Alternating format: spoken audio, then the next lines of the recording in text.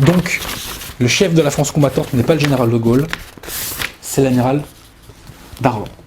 Et si la France est aux côtés des puissances vainqueurs à la fin de la guerre, c'est parce que l'armée française s'est battue, et c'est Darlan qui l'a renvoyé. Donc si De Gaulle n'avait pas existé, il y aurait eu Darlan pour être à la tête de la France combattante. De Gaulle n'a rien à voir, donc je vous disais, avec le mouvement de résistance.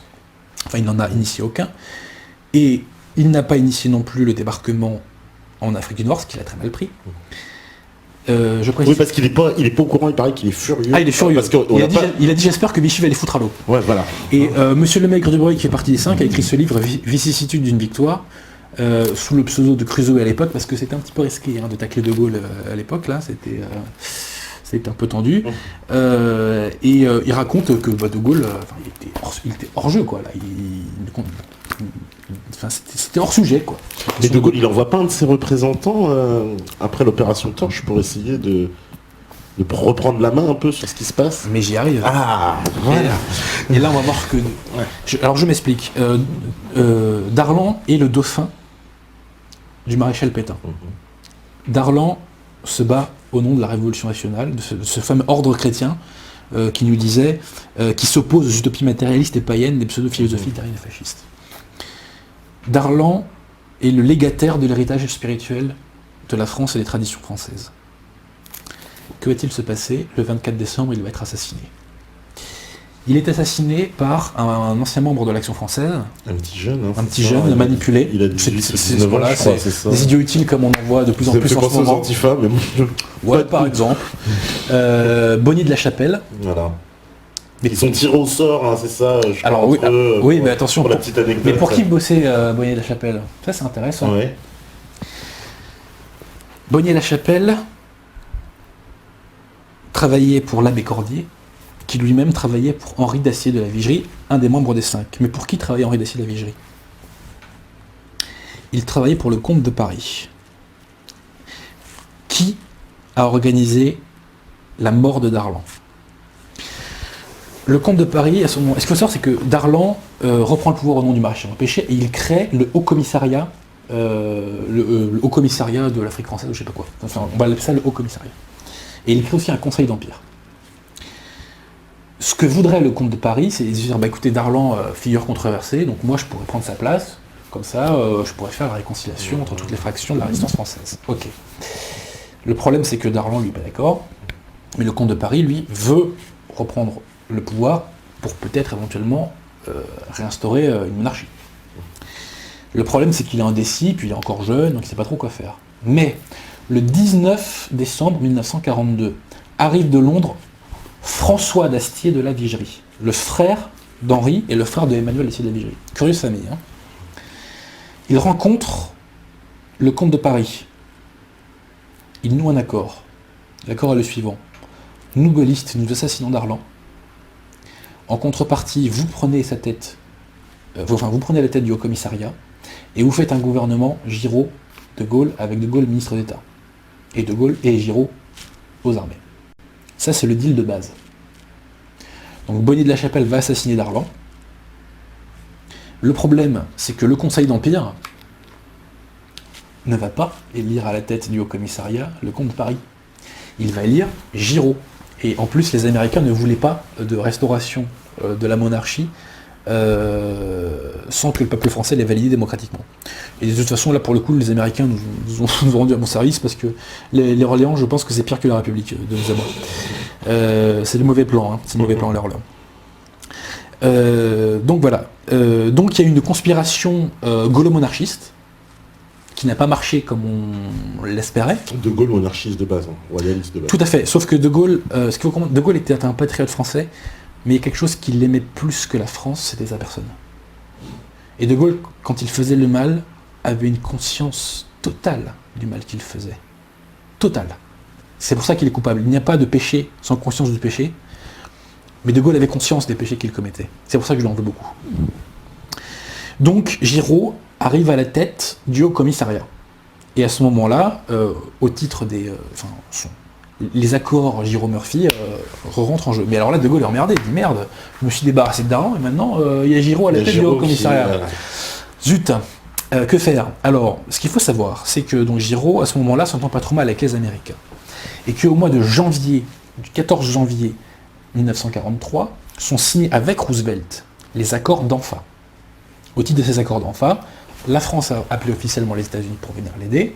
On s'engage à rétablir l'intégrité du territoire français. Bon, Giraud n'est plus le défenseur de la cause alliée, vous savez, le commandant suprême interallié, mais bon. Mais la France est alliée des États-Unis, et Giraud officiellement, et je cite, je crois qu'il il a un droit, il a le devoir et le droit de défendre les intérêts de la France. Donc Giraud est le représentant officiel des intérêts de la France. Donc ça, c'est les accords d'Anfa. Donc ça consacre l'autorité de Giraud. Et là, De Gaulle et Churchill sont emmerdés.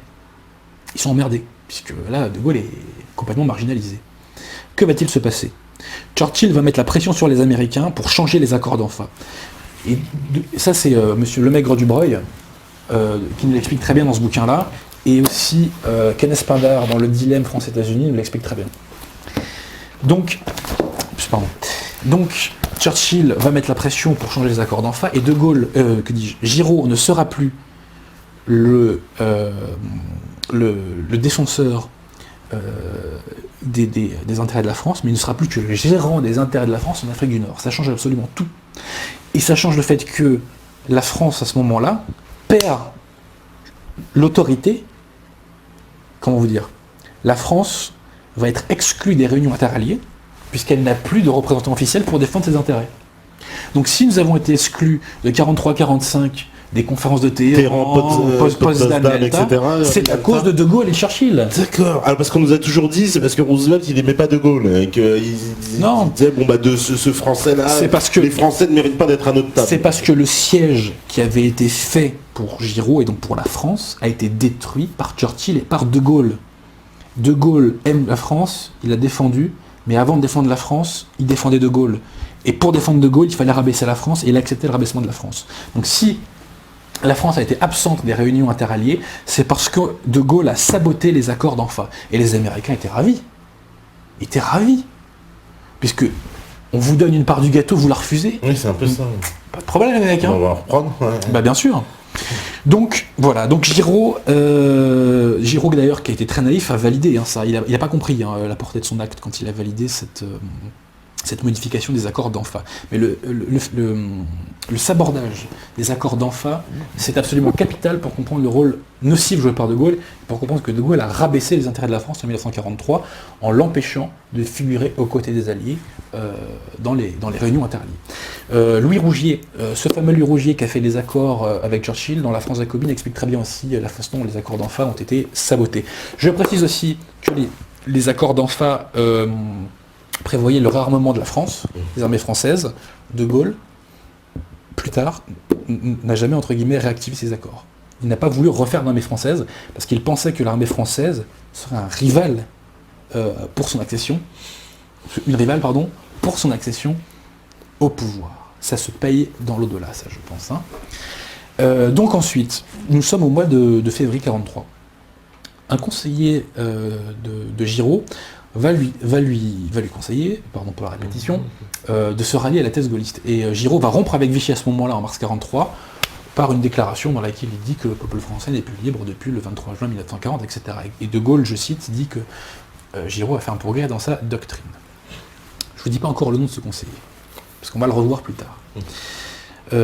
Giraud est un peu naïf, mais c'est un homme de bonne foi, et il va essayer de se rallier à De Gaulle. Et donc, Giraud et De Gaulle vont trouver un accord pour former le Comité français de libération nationale, dans lequel il y aurait 3 voix pour Giraud, 3 voix pour De Gaulle. Donc c'est Giraud, son fameux conseiller, plus une autre personne, et c'est De Gaulle plus 2 autres personnes, 3 contre 3. Nous sommes au mois de juin 1943. Première réunion du Comité de libération nationale. De Gaulle s'énerve. Il dit c'est scandaleux, je veux qu'un tel, j'ai oublié son nom, est-ce que je l'ai il dit que je veux qu'un tel, qui est un de mes hommes, intègre le Comité de libération nationale, ce qui lui permettrait d'avoir la majorité. Giraud dit, ah non mais attendez, on s'est mis d'accord, ça fait des mois qu'on négocie, qu'on n'arrive pas à se mettre d'accord, qu'on est la risée du monde parce qu'on se fait la guerre entre nous, alors qu'on est censé être ensemble. Non, c'est pas possible. Donc on va mettre cette décision au vote. 3 contre 3, normalement on doit s'annuler. Seulement, le fameux conseiller de Giraud va voter en faveur de l'entrée du gaulliste supplémentaire. Giraud va être trahi par un de ses conseillers. Est-ce que je suis clair là ? Ouais. Et donc le conseil va rentrer et De Gaulle à ce moment-là va prendre la majorité et il va devenir le chef de la France combattante. Qui est cette personne qui a trahi Giraud pour De Gaulle, en votant pour De Gaulle? Qui est cette personne? Tu la connais, hein? Ah, c'est quelqu'un qu'on revoit après. Tu la connais. C'est quelqu'un qu'on revoit après, c'est le moins qu'on puisse dire. Méga quiz. Qui est la personne qui a permis à De Gaulle, qui a trahi Giraud et qui lui a permis de prendre la majorité au Comité de Libération Nationale? C'est pas Chaban-Delmas. Pas du tout. C'est un des plus grands traîtres de l'histoire de France. Un des plus grands traîtres de l'histoire de France. Un apatride. Ah, apatride. Jean Monnet. Jean Monnet. C'est Jean Monnet. Charles de Gaulle doit sa carrière, entre guillemets, à Jean Monnet. C'est grâce à la trahison de Jean Monnet que De Gaulle prend le pouvoir, prend la majorité des voix au Comité de Libération. Et De Gaulle, petit à petit, va pouvoir marginaliser Giraud. Mais il fait pas... Alors, s'il fait ça avec Jean Monnet, c'est pas pour faire un deal pour après la guerre, se dire avec les Américains, parce qu'il était question de faire un gouvernement provisoire avec Jean Monnet après la guerre. Et que Jean Monnet devait être même président du Conseil ou quelque chose comme ça. Alors ça, je n'étais pas au courant que Monnet devait être président du Conseil. En tout cas... Enfin, qu'il avait un plan B avec les Américains. En tout cas, Monnet... ça confirme. Monnet... De Gaulle, tout à Monnet. Hein. Ça, c'est clair et net. Hein. C'est grâce à Jean Monnet que De Gaulle a pu marginaliser Giraud. Par la suite, en novembre 1943, De Gaulle dit à Giraud, vous êtes le chef militaire. Alors j'oubliais, pardon. Pendant toute cette année 1943, on n'en parle jamais, il y a la campagne de Tunisie, pendant laquelle l'armée française combat donc aux côtés des alliés, l'armée de Rommel.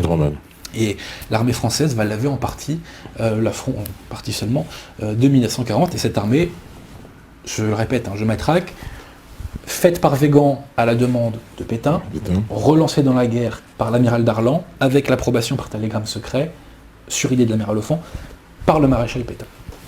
Voilà. Donc Giraud, qui est à la tête de cette armée, va être marginalisé progressivement. De Gaulle va lui demander de quitter le Comité de Libération, parce qu'on ne peut pas soi-disant officiellement être à la fois civil et militaire. Mais oh, c'est lui, ça ne l'a pas dérangé pour son cas. Oui. Enfin, on peut pas à la fois avoir le pouvoir, pardon, on peut pas avoir le pouvoir politique et militaire à la fois, donc vous partez. Et ensuite, en avril 1944, il destitue Giraud, en lui disant « je vous donne tel autre poste », un poste complètement bidon, mais il le retire du commandement suprême de l'armée. Pourquoi ? Parce que De Gaulle ne veut pas qu'au débarquement, il y ait une figure capable de rivaliser avec lui. Parce que, bien évidemment, dans une telle situation, le Giraud aurait acquis un prestige énorme. L'armée française qui débarque le 6 juin, ça oui la gueule quand même. Hein. Et De Gaulle, qui n'est pas une contradiction près, il dit bon bah puisque c'est plus vous le chef de l'armée, eh ben c'est moi. C'est moi. Eh ben, oui. C'est beau la vie. Hein. C'est beau la vie. Hein. Et à peu près un mois avant le débarquement, le Comité de Libération va se muter en gouvernement provisoire, sachant que De Gaulle s'était engagé à respecter ce qu'on appelait la loi, je crois, Tréveninck, en vertu de laquelle, en fait, si vous voulez, enfin si tu veux, on se tutoie, les conseils municipaux, en fait, devaient élire des individus, une assemblée qui elle-même élirait des individus pour le gouvernement provisoire. De Gaulle avait dit, je respecterai cette loi qui était votée sous la Troisième République, et ça. En fait, tu parles, il la met à la poubelle, le gouvernement, c'est moi.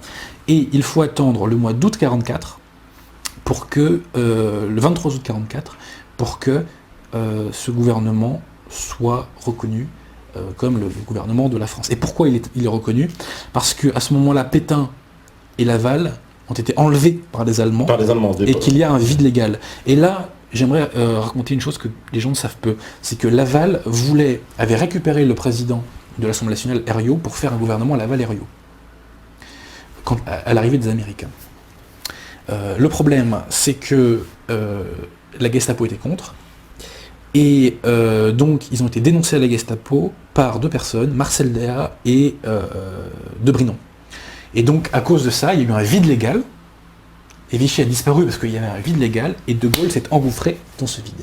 Et dans ce vide, en fait, il y a eu une course entre De Gaulle et les communistes pour savoir qui arriverait à s'imposer, et c'est De Gaulle qui a gagné cette course. Néanmoins, il était resté les mains dans la main avec les communistes. J'aimerais vous lire, pardon, j'ai oublié de vous la lire, une lettre, faut que je retrouve le truc, une lettre de Ribbentrop à Pétain. Une lettre parce qu'en fait, si vous voulez, De Gaulle, le 3 novembre 1943, va créer une assemblée consultative. En gros, c'est vraiment mimer un parlementarisme. Alors qu'en fait, les membres de cette assemblée n'ont bien évidemment pas été élus, ils sont simplement nommés. Donc c'est vraiment pour mimer le truc, quoi. Et Pétain, pour entre guillemets contrer ça et assurer sa légitimité, va tenter un nouveau entre guillemets 13 décembre.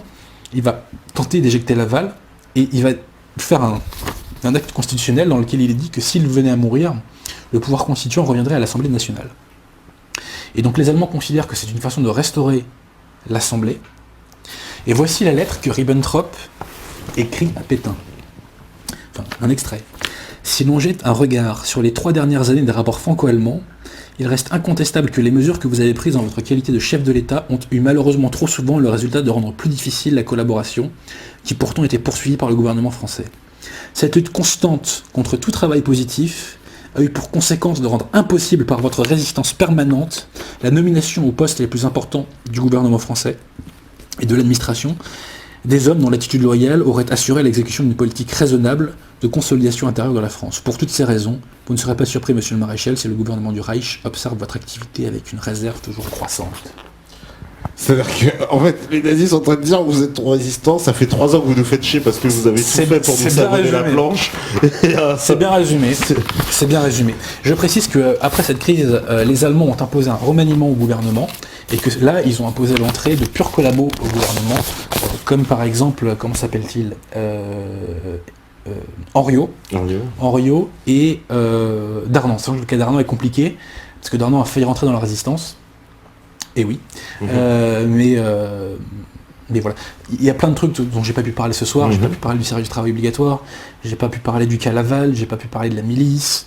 Il y a plein de trucs, il y a tellement à dire. Mais voilà, donc... Et donc De Gaulle, parce qu'en fait finalement, c'est ce que tu es en train pour arriver, parce que je comprends que ça veut dire qu'en fait il a fait un coup d'état quelque part, c'est ça. Il a fait un coup d'état. Il a fait un coup d'état et en plus il s'accapare des lauriers qui ne sont pas à lui finalement. Exactement. Il reprend le commandement d'une armée qu'il n'a pas créée. En fait la résistance a été initiée par un Pétain et en fait on a De Gaulle qui arrive qui ramasse les marrons du feu. Initiée par Pétain, non. Disons que Pétain a soutenu. Voilà, il a soutenu la résistance, mais De Gaulle n'a initié aucun grand mouvement. Pétain a soutenu certains mouvements de résistance. Il en a combattu d'autres, il faut le dire, qui n'avaient de résistants que le nom. Pétain avait une diplomatie de combat contre l'Axe qui lui a permis de jeter l'Axe contre la Russie. Pétain a remis en place une armée capable de combattre contre les Boches, qui est repartie au combat. Je ne cesse de me répéter, mais ça fait bien. Non, mais il faut marteler pour que ça arrive dans le crâne des gens. Voilà, donc De Gaulle, en fait, effectivement, est un pur usurpateur. Et je n'ai pas rapporté là le livre de Henri de Kérélis qui s'appelle De Gaulle dictateur, mais il a une citation où il résume parfaitement la situation. Sachant que Kérélis a déchanté sur le cas de Gaulle alors qu'il était initialement gaulliste. Pourquoi ? Parce qu'en 1943, quand l'armée française repart au combat, Kérélis se dit De Gaulle, il est général, donc il va demander un commandement, et il va aller se battre. De Gaulle ne l'a jamais fait. De Gaulle n'a joué aucun rôle militaire. C'est un politique en fait. C'est un politique. C'était un politique déguisé en militaire. D'ailleurs, De Gaulle n'aimait pas l'armée, en vérité. Il a épuré autant qu'il l'a pu. Et si l'on en prend Henri de Kérélis, il a envoyé l'armée française en Italie, combattre en Italie en 1943, pour la réduire en termes de vie humaine. Puisque concrètement, il y en a qui vont se faire buter, donc moi j'aurais moins de concurrents. J'espère qu'Henri de Kérélis se trompe, parce que sinon je me fais du souci pour le salut de l'âme du général de Gaulle. Mais le principal crime du général de Gaulle, j'en ai pas encore parlé. En 1944, il arrive à être le maître de la France. Il aurait pu à ce moment-là s'entendre avec Pétain. Pétain avait envoyé le fameux amiral Offand lui proposer une transmission des pouvoirs. Donc en gros, Pétain m'a délégué sa légitimité et moi, amiral Offand, je vous la rends. De Gaulle refuse. Et De Gaulle aurait pu à ce moment-là reprendre le flambeau de la Révolution nationale, il aurait pu reprendre le flambeau de l'héritage culturel et spirituel de la France, qui revenait sur la Révolution française, parce que Pétain voulait faire une république anti-jacobine, il voulait faire une république corporative et familiale. J'ai pas le temps de développer, c'est dommage. Une fois peut-être. Ouais. De Gaulle aurait pu valider ça, mais qu'est-ce qu'il choisit ? il choisit les cocos. Il choisit l'anti-France, il choisit la gauche. La droite s'est faite liquider en 1944. Pourquoi? Que s'est-il passé en 1944? Les Américains arrivent en juin. Il s'est passé un truc dont on ne parle jamais. L'épuration. Après, justement, l'épuration. Ouais. De Gaulle laisse faire les cocos, il laisse faire la fameuse épuration, qui se traduit en gros entre 40 et 100 000 morts. 40 et 100 000 morts, ça c'est l'épuration sauvage. C'est pas des collabos qui sont fait buter pendant l'épuration, bien sûr, on a pu en trouver. Il y a la vengeance aussi, c'est quoi alors? C'est parce que on a voulu liquider une classe sociale, on a voulu liquider les notables de droite. Les communistes voulaient faire une révolution sociale et politique. Donc ils en ont profité pour liquider la vraie droite. Je parle pas de Juppé, Oui. Je parle pas de Sarko, l'américain. Je parle de la vraie droite, la droite Léon Daudet, Chateaubriand, et j'en passe. Bref. Donc les communistes ont fait cette épuration, à peu près 1 million de personnes mises en prison, l'épuration légale condamne 10 000 personnes à mort, et il y a eu, ce qui est très intéressant, c'est qu'à cette époque, on a inventé le concept d'indignité nationale, Oui. qui en gros vous empêchait de bosser et compagnie. La diabolisation d'aujourd'hui, l'ostracisme social par diabolisation, c'est la fille de l'indignité nationale. Cette saloperie de diabolisation inventée par la gauche, c'est la fille de l'indignité nationale. Donc De Gaulle avait le choix entre la France et l'anti-France. De Gaulle avait le choix entre l'héritage spirituel de la France et la République des Lumières, de la gauche, des cocos. Il a choisi la République des Lumières pour asseoir sa légitimité. C'est un crime contre la France, et si la France s'est ralliée au mondialisme plusieurs décennies plus tard, c'est à cause de cela. Et ça, c'est De Gaulle a fait perdre un siècle à la France. Parce que la situation dans laquelle on est là, on va s'en sortir parce que l'instinct de survie nous y poussera. Mais De Gaulle a rétabli les Lumières que Pétain avait éteints. Pétain les avait mis à l'amende, il avait mis l'amende de la franc-maçonnerie d'ailleurs, petite parenthèse. Oui, c'est vrai. Oui. Ce que c'est sympatoche. Et De Gaulle avait le choix donc entre ça et la barbarie communiste. Et il a choisi ça.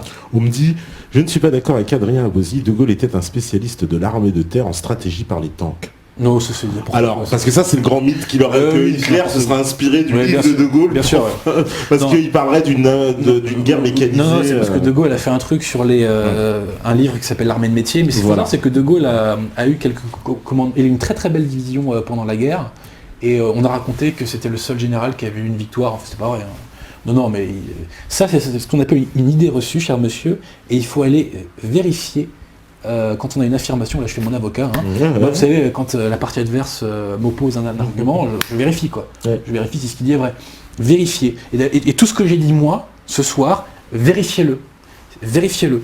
Voilà, parce que ça c'est un lieu commun, c'est vrai que nous aussi on a appris à l'histoire que De Gaulle aurait écrit ce livre dans les années 20 où il critiquerait l'état de l'armée, les années 30, pardon, il critiquerait l'état de l'armée française, il préconiserait une armée mécanisée, etc. et que Hitler aurait suivi ces conseils-là.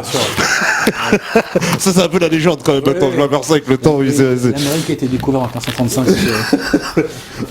On me dit, voilà, De Gaulle, inventeur du Blitzkrieg, en fait, oui, c'est... N'importe quoi. De Gaulle n'a pas inventé les stratégies militaires, à ce point. Non. D'accord. Voilà. Voilà, il y en a d'autres qui disent au contraire, on y voit un peu plus clair. Merci Adrien Abosi. Pourquoi la Vichy a livré la Tunisie à l'Allemagne? Elle n'a pas livré la Tunisie à l'Allemagne. C'est plus compliqué que ça. C'est qu'en fait, la Tunisie était tenue par l'amiral Esteva, en fait, et il y a eu des quiproquos avec la fameuse histoire de Noguès qui était nommé, rappelle-toi. Ouais. Et Noguès n'a pas eu le temps, en fait, si vous voulez. En fait, c'est que l'Axe s'est rué trop rapidement sur la Tunisie. Et Esteva n'a pas eu le temps de se rallier à Darlan. Voilà. C'est très compliqué l'histoire de la Tunisie. D'accord. Attends, je regarde un petit peu, parce qu'il y a des questions comme ça, on va passer peut-être 10 minutes à répondre aux questions, un petit quart d'heure, on avait dit. Je plaide demain, mais c'est pas grave. Voilà, bon, on me dit, je me pose une question fondamentale. Est-ce que vraiment De Gaulle a préservé notre souveraineté en protégeant notre or?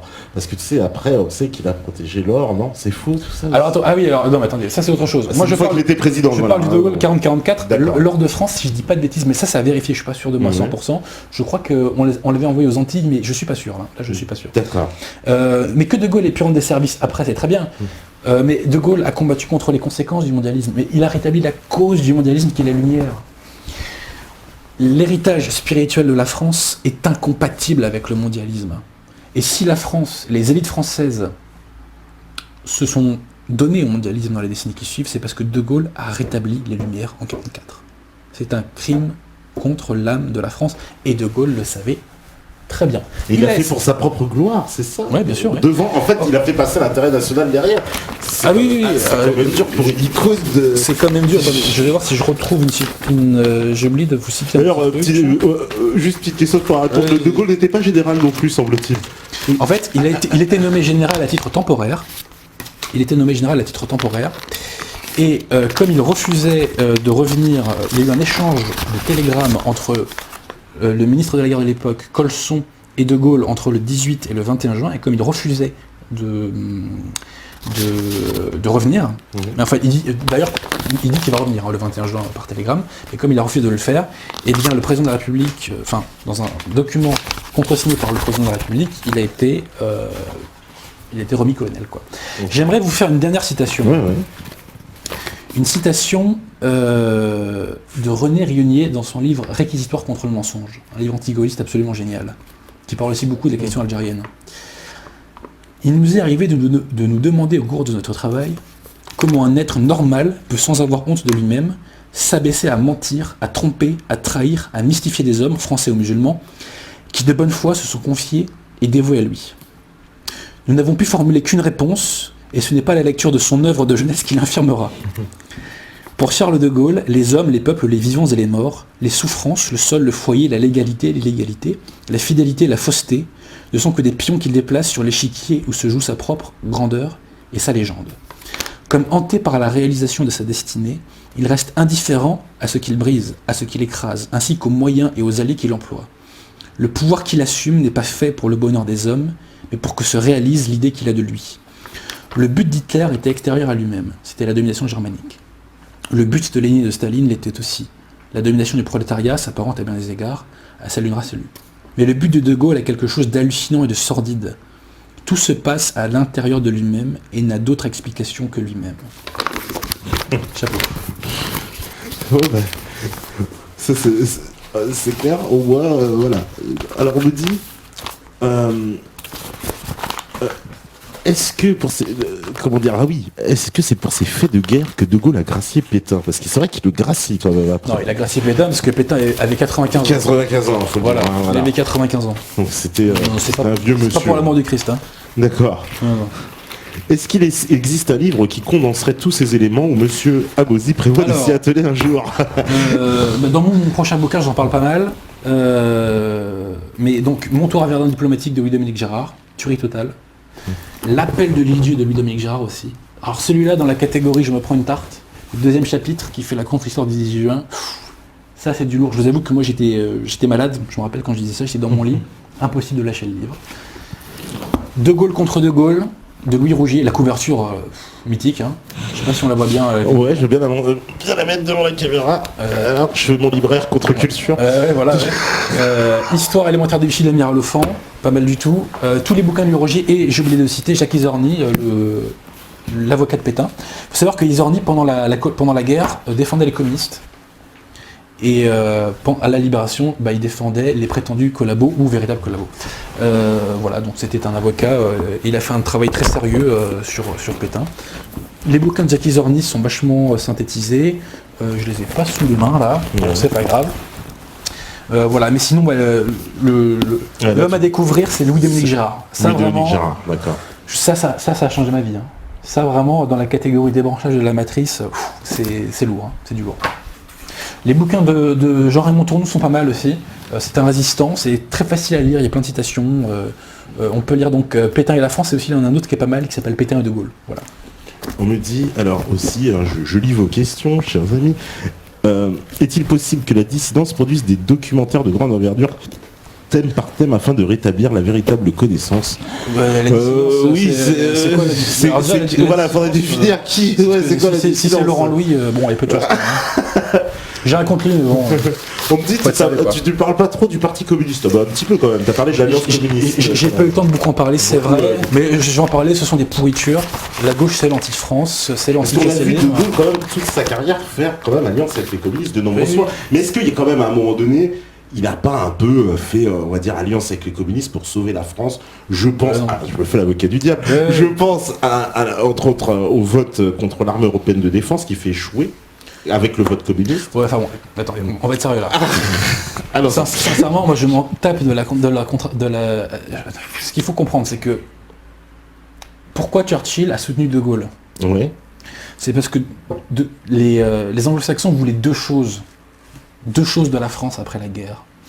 Un, qu'elle accepte de faire une fédération occidentale européenne pour faire contrepoids à la Russie, voire avec d'autres arrière-pensées mondialistes en ce qui concerne l'oligarchie anglo-américaine, pardon. Et deuxième chose, elle voulait qu'il liquide l'empire colonial français, et en particulier le Sahara. Parce que le Sahara, c'était du pétrole. Et on ne voulait pas que la France ait ce turbo-nucléaire qui est le Sahara. Donc quand on me dit De Gaulle a sauvé notre or, franchement, donne-leur aux Américains, et on garde le Sahara. Sincèrement, le Sahara, ça rapporte à l'Algérie actuellement alors que ça n'avait jamais été algérien, ça rapporte des dizaines de milliards d'euros par an. En larguant le Sahara, De Gaulle a commis un crime contre les intérêts de la France. Mais là, on sort de notre période. Parce qu'il y a deux périodes, toi justement, tu penses que De Gaulle, on peut le diviser en deux périodes, c'est vraiment la période, je pense que De Gaulle a dû être torturé beaucoup par sa conscience. Ouais. Pourquoi il quitte le gouvernement provisoire ? Parce qu'il n'est pas resté très longtemps finalement. Alors très intéressant, il quitte le gouvernement provisoire parce que le parlementarisme se remet en place malgré lui. Et en fait, De Gaulle avait, l'Assemblée de l'époque avait redonné un mandat à De Gaulle pour tant de mois. Il savait qu'à l'issue de ce mandat, il aurait plus les manettes et il voulait mettre en place, si tu veux, une république présidentialiste. Le problème, c'est qu'on a mis en place cette fameuse 4ème République et que les partis de gauche de l'époque n'étaient pas favorables à cette présidentialisation de la République. Et donc on était revenu. La 4ème République, c'est presque un copier-coller en termes d'institution de la 3ème, en vérité. Hein. C'est-à-dire gouvernement super instable. Voilà. Et donc il n'y a pas de place pour un homme comme De Gaulle. De Gaulle l'a compris et donc il est parti. Et c'est pour ça qu'il revient en 58, voilà. Finalement. Donc il y a 12 ans de traversée du désert. Et tu confirmes, donc quand il revient en 58, parce que ça... Il fait ce que les Américains lui demandent. Voilà, il revient avec l'appui américain, parce que les Américains veulent que la France conserve l'Algérie. C'est-à-dire que... Alors c'est plus compliqué, c'est pourquoi les Américains le sollicitent pour revenir, en fait. Pour liquider l'Algérie. Pour liquider l'Algérie ? Bien sûr que oui. Bien sûr que oui. C'est tout l'inverse. Mais tout le monde voulait liquider l'Algérie. Dans l'histoire, on a toujours dit, il vient parce que justement ils doivent conserver l'Algérie, qui fait un pied aux Américains parce que justement ils donnent. Non, les Américains étaient ravis. Ils étaient ravis. D'ailleurs, les États-Unis et l'URSS à l'époque sont favorables parce que la France dégage du Sahara. D'accord. Ils étaient ravis. De Gaulle a fait ce que les Anglo-Saxons attendaient de lui. Après qu'il fasse un discours à Phnom Penh pour dénoncer la guerre, je m'en fous, c'est des mots. Ce sont des mots. Les intérêts de la France ne sont pas défendus par des mots, ils sont défendus par des actes. Mais ceci étant, De Gaulle a fait des choses positives aussi. Mais De Gaulle a lutté contre les conséquences d'une cause qu'il a rétablie. Je répète que le crime du général De Gaulle, c'est d'avoir rétabli la République des Lumières, qui est l'anti-France. J'ai pas le temps de développer. Et en plus, mon cerveau, il fonctionne moyennement à cette heure-là. Mais si De Gaulle a pu faire des choses bonnes lorsqu'il était président, je veux dire, je veux bien que vous distribuiez des pansements, mais il ne fallait pas déverser une épidémie. Je veux dire, De Gaulle a mis des rustines sur des jambes en bois, si vous voulez. Le crime qu'il a commis, c'est que nous pouvions revenir sur la Révolution française avec ce projet de république corporatiste et familiale que voulait faire Pétain. Cette république que j'appelle anti-jacobine. Pétain voulait rechristianiser la France. Je rappelle que Pétain voulait qu'on apprenne les devoirs envers Dieu à l'école. On voit où on en est aujourd'hui. Vous savez, beaucoup de gens critiquent mai 68, mais mai 68, c'est la conséquence de 1944. Mai 68, c'est la conséquence de l'épuration. La droite s'est faite liquider en 1944. Il y avait des freins moraux, si vous voulez. La droite n'était pas exceptionnelle, si vous voulez. Ce n'était pas, c'était pas la méga folie. Mais voilà, elle avait quand même beaucoup plus de mérite que cette gauche infâme qu'est l'anti-France. On ne peut pas critiquer mai 68 si on ne critique pas 1944. Impossible. Et d'ailleurs, il y a un lien. 1944, c'est un 1789 bis. 1944, c'est la restauration de la République des Lumières. Et ça, c'est un crime capitale contre l'âme de la France, puisque c'est le piège à loup qui rabaisse la France depuis 200 ans, et De Gaulle l'a reconstitué, ce piège à loup. Mais ça mérite une émission. Je pense qu'on pourra en refaire de toute façon, parce que vous tous vous me dites ouais, c'était super intéressant. En tout cas, merci Adrien, vraiment une émission. Y a pas de quoi. Une émission hyper intéressante. Je remercie Meta TV parce que sincèrement, ce que j'ai dit là, à ma connaissance, ça n'a pas été dit depuis des décennies. Ouais, et il faut que la France comprenne ce qui s'est passé à cette époque-là et qu'elle n'a pas été cette saloperie que le système lui dit qu'elle est. La France vaut mieux que ce que le système dit d'elle. Et certains hommes diffamés par le système, le maréchal Pétain, le général Végan, l'amiral Offand et beaucoup d'autres, même Darlan quelque part. Et l'amiral Darlan, tout à fait, ne sont pas ces saloperies qu'on nous dit qu'ils sont. C'était des patriotes, ils ont fait ce qu'ils ont pu pour se battre pour la France, et je le dis, ils ont combattu le nazisme. Et je mets au défi n'importe quel contradicteur. Là tu vas faire pire que Zemmour, je pense. Qu'est-ce qu'il en a parlé 20 minutes, ça a fait un tremblement de terre. Je suis pas dans les mêmes cénacles que lui, c'est-à-dire que moi ici je peux parler librement, j'ai pas autour de moi un contexte. C'est vrai que nous on n'est pas en procès comme lui le parce pauvre que sera dans si demain j'allais chez Ruquier, je serais dans le cadre d'un guet-apens médiatique. Oui, ce serait terrible. Et puis voilà, on me mettrait des coups dans les tibias, enfin voilà quoi, ça serait bon. Vous allez réhabiliter le nazisme, c'est ça qui te dirait Émeric Pamon. Émeric Caron. En tout cas, merci. Nous, de toute façon, on te reverra. Je souhaite toutes mes condoléances. Je suis toutes mes condoléances au cerveau d'Émeric Caron. Émeric Caron, ouais, moi aussi. Ça lui fera plaisir. Et puis on passe le bonjour à Éric Zemmour. D'ailleurs, s'il regarde, sait-on jamais cette émission, il sera le bienvenu ici avec grand plaisir pour venir nous parler de son livre, parce qu'on a plein de questions à lui poser. En tout cas, merci beaucoup. Zemmour fait beaucoup de bien. Il fait beaucoup de bien. En tout cas, il ouvre les débats. Moi, je suis pas d'accord avec tout, mais je trouve qu'il ouvre les débats et puis il emmerde le système. On peut dire ce qu'on veut de lui, mais. Ah oui, quand on commence à traiter d'antisémite, je me dis oui, c'est vrai qu'il est fait chier. Là, il est fait chier, vraiment. Quand t'as Tani et puis Marc Benamou qui commence à dire c'est un antisémite, bon. C'est même pas sérieux. Ça commence à devenir inquiétant. Et en tout cas, merci à vous tous qui étaient connectés. Je sais, allez, en vrac, il y a Spotlife, GG, Victor Doomdoon, Elvor, un culte dissident. Un culte dissident, par contre, il va falloir se cultiver un peu. Spildeller, Justine Shep, Nasrallah Padragon, Jimmy, Razien, Paytak, Eleftheros, Moa, Very Bad Joke, Peck, etc., D'Artagnan, Autonomie, Axo, bien sûr. Libertad, etc. Merci beaucoup. Il y a Steph à la régie, bien sûr. Voilà, on fait une bise à Mika pour qu'il se rétablisse le plus rapidement possible. Et puis, bien sûr, on se retrouve demain avec Cro-Blanc. Voilà, donc ça va polémiquer aussi pas mal, je sens. Ouh là là, c'est des soirées polémiques cette semaine. Donc en tout cas, merci à tous, parce que vous savez très bien que si vous écoutez ce message, c'est que vous êtes la résistance. Ciao!